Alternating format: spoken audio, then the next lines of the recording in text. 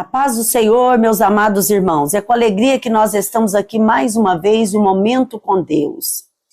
Nós já passamos alguns dias e você está aí de pé, firme, sinal que Deus está no controle da tua vida. E mais uma palavra para você caminhar mais um período desses dias para que o Senhor venha te dar força e comida do céu.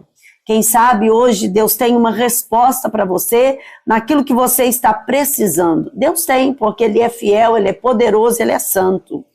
E nesse momento eu gostaria que você abrisse a sua Bíblia em Lucas capítulo 7, versículo de número 11. Nós vamos ler. E antes de lermos essa palavra, eu quero que você saiba de uma coisa. O Deus que você serve é um Deus preciso. É um Deus que atende os nossos pedidos. Porém, há um tempo determinado para todas as coisas. Nós estamos num projeto, hoje é o último dia. 1 Samuel, capítulo de número 3 e versículo 3. Antes que a lâmpada se apague, a voz de Deus vai soar. A voz de Deus vai lhe chamar. Ou seja, na última hora que você pensa, agora não vai ter jeito, a voz de Deus vai te chamar. Antes que a casa caia no seu palavreado, para você entender, Deus vai lhe chamar pelo seu nome e lhe dar uma solução. Hoje é o último dia. Tem gente que já recebeu essa bênção. Tem gente que já recebeu a bênção antes desse último dia. Mas hoje nós vamos selar. Esse projeto de 7 semanas que você fez por aqui é um projeto de semente. Ou seja, você jogou 7 sementes. Agora vamos esperar ela nascer para que o nome do Senhor seja glorificado. E a palavra de hoje em Lucas 7:11 diz assim: aconteceu poucos dias, ir ele à cidade chamada Naim. Com ele ia muito dos seus discípulos e uma grande multidão. Quando chegou perto da porta da cidade, eis que levava um defunto, filho único da sua mãe, que era viúva, e com ela ia uma grande multidão da cidade. Vendo-se o Senhor, moveu-se de íntima compaixão por ela e disse: não chores. Vamos ler só até aqui? Não chores. Amado, aqui nós vemos um fato de uma mulher que ela era viúva. Era uma mulher que já estava sentindo desprotegida, porque naquela época, aquela sociedade em que ela vivia no meio dela, uma mulher viúva era uma mulher desamparada. Só que se ela tivesse um filho, homem, ela já tinha um certo amparo pela sociedade. Mas viúva sem filho não era bem visto. Não era uma mulher frutífera para a sociedade. Não era uma mulher que ia dar algo para a sociedade. Então essa mulher, ela o quê? Ela estava candidata a viver de respigas o resto da vida. A viver de ajuda o resto da vida. Essa era a situação de uma mulher viúva. Mas essa mulher que nós estamos vendo aqui, por 2 vezes, ela estava fazendo um cortejo que ela não desejaria. Ela havia feito esse cortejo antes, levando o seu marido, levando o chefe da casa, levando a sua esperança de crescimento. Mas uma luz lá no fundo do túnel nasceu para ela: você ainda tem um filho homem. Ele está na casa, ele vai valorizar a sua casa. A sociedade vai olhar para sua casa e ver que esse filho homem, ele vai dar prosseguimento àquilo que o marido foi embora, mas o filho homem vai dar. Ele vai ter filhos, ele vai gerar, ele ainda é um sacerdote da casa. Então não precisa desesperar. Só que chegou um momento em que, mais uma vez, o luto bateu na porta dessa mulher. Essa mulher desesperada. Ela vai levando agora o seu filho para ser enterrado. O cemitério ficava do lado de fora da cidade. Não podia ser dentro, porque era considerado imundo um defunto. E todos aqueles que colocassem a mão também era considerado imundo. Ali tinha as mulheres que planteavam, eram pagas para plantear nos enterros. E ali vai aquelas mulheres chorando, porque foi paga para chorar. E havia o luto realmente, as lágrimas verdadeiras familiares da mulher viúva que acompanhava aquela multidão, aquele caixão. Uns iam porque era uma liturgia que tinha que cumprir. As mulheres choravam porque era paga para isso. Eram as planteadeiras da época, ia planteando, ia chorando, ia lamentando. E era uma cena terrível. Mas aquela mãe estava vivendo não só aquele choro mandado, aquele choro pago, mas ela estava vivendo uma realidade de perca mais uma vez. Sabe o que é você passar pelo mesmo caminho como passou o primeiro, carregando uma dor 2 vezes pior agora, porque já foi a do marido, agora era do filho. Sabe quando a última lâmpada que está acesa parece que está para apagar, está um fiozinho e de repente você vê ela apagada? E você começa a fazer o mesmo cortejo que você passou por ele antes. Você reviver a mesma dor que você viveu ela antes. É você reviver o mesmo momento de tragédia. Como não vai lembrar daquele dia que você passou por aquele caminho? Como não vai lembrar a caminhada do luto? Como não vai lembrar se as mulheres estão ali para chorar mais uma vez, foram pagas mais uma vez para entrar na sua casa? Para sair chorando com você numa liturgia? Para sair numa regra? Para sair no costume da época? Como você não vai lembrar? Porque as coisas que ela viveram trouxeram as mesmas lembranças na vida dela. Porque eram as mesmas pessoas. Era o mesmo cortejo. Era a mesma passada do portão para fora da cidade. Era o mesmo cemitério. Era a mesma situação. Porém, agora com uma dor 2 vezes maior. Porque uma dor em cima da outra, ela tem 2 fases. Ela arranca a ferida da outra que já estava quase amenizada. E abre uma outra maior ainda. Porque é um momento em que ela vai relembrar o que viveu no primeiro ponto da vida dela. Então aqui vai essa mulher desesperançosa, desacreditada, porque tudo que ela acreditou foi depositado agora no filho. Mas de repente vai tudo para água abaixo. Só que ainda tinha uma esperança e ela não sabia. Do cortejo que ela estava, até aquele lugar que ela ia enterrar, até o cemitério que ela ia colocar o filho. Aproximadamente, devido à história que estudamos, 10 quilômetros de distância. Ela vai fazer um cortejo de 10 quilômetros. Ela vai sair andando. Aliás, 15 minutos. 15 minutos. Ela vai fazer esse cortejo. De 10 a 15 minutos. Ela vai caminhando. Numa quilometragem não muito extensa. Aquela mulher vai saindo, ela vai caminhando. Eram uns 15 minutos que pareciam uma eternidade para a vida dela. Era 15 minutos que parecia que ia ser o resto da vida. Era 15 minutos que ela não sabia se queria que ele andasse rápido ou se queria que ele atrasasse, porque era o momento que ela ainda sentia a presença do filho. Depois que saísse para fora da porta da cidade, aí ela ia ter que abrir os olhos e dizer, eu estou vivendo uma realidade. Não dá para voltar mais. O que sai e entra no cemitério já é um mundo para sempre. Eu não posso mais. Eu vou entrar em um cemitério mais uma vez e vou levar de volta a dor da perca para o resto da minha vida.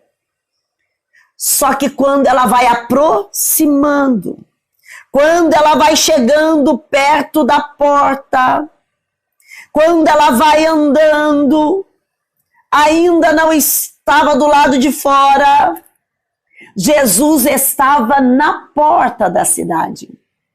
E na porta da cidade, Jesus vai parar o cortejo. Jesus vai parar as mulheres pagas para chorarem. Jesus vai parar a multidão que se condoía. Jesus vai parar aquele cortejo lamentoso. E Jesus vai chegar perto dela, olhar nas lágrimas dela, olhar naquele olhar de tristeza, de perca. Cada lágrima que caía era uma frase que ela debulhava sem ter uma palavra de expressão. Era gemidos que saía, porque não dava para ninguém entender, podia até saber de uma história de perca, mas só sabe a dor da perca quem vive ela. Nós sabemos a história das percas. Choramos porque movemos de compaixão por uma história de perca.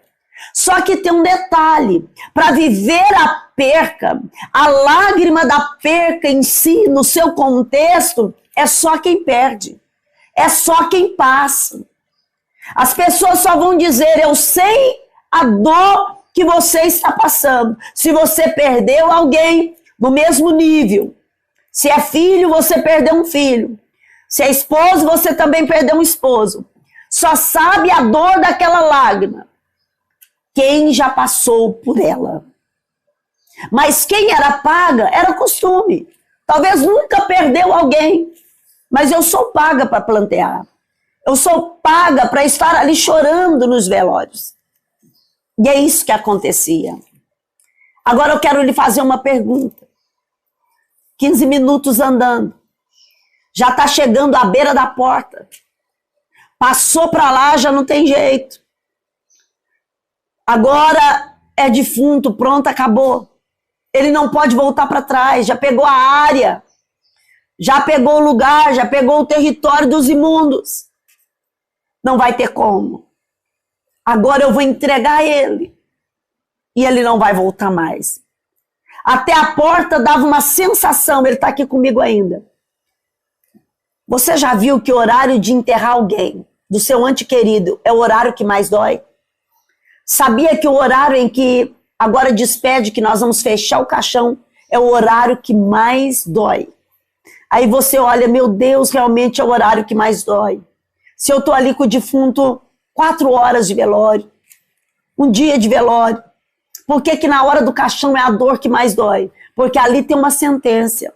Sabe qual é a sentença? Acabou. Vai embora. Você não vai ver mais.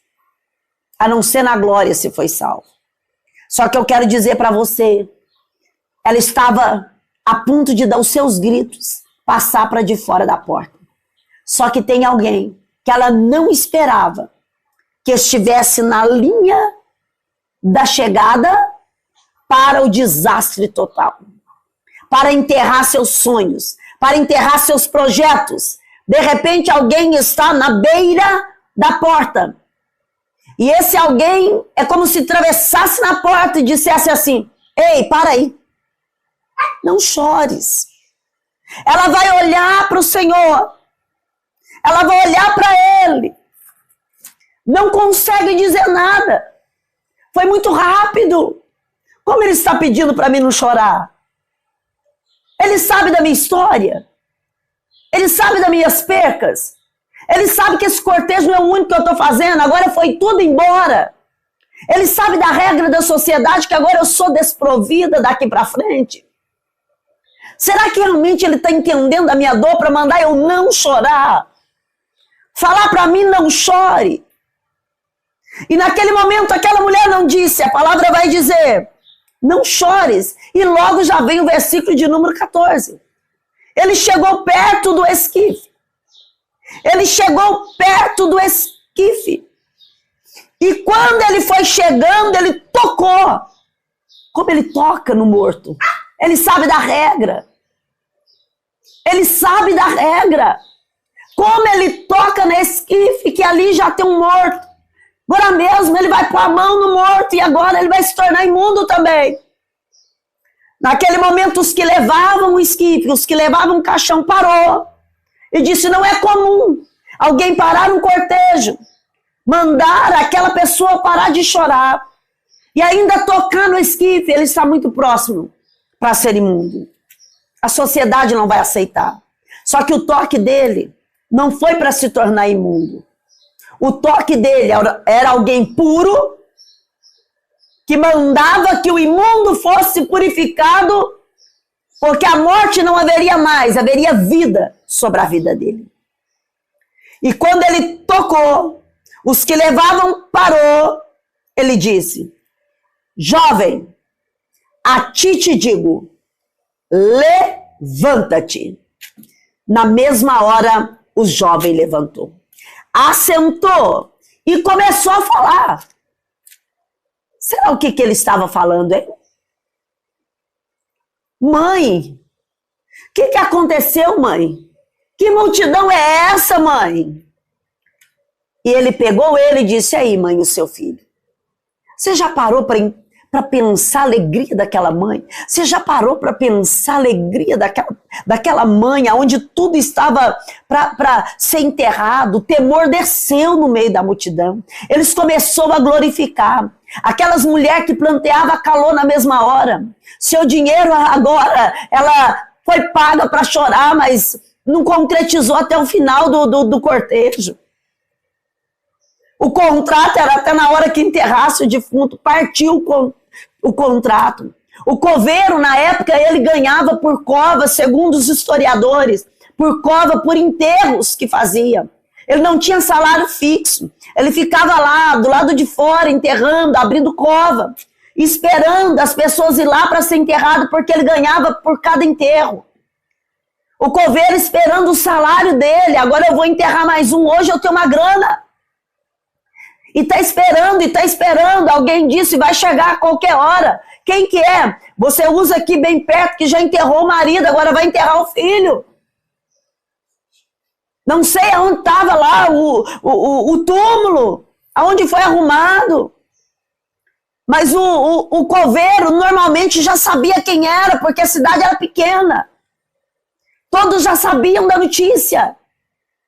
E sabia que já era o segundo cortejo que ela fazia. Só que, de repente, não chega.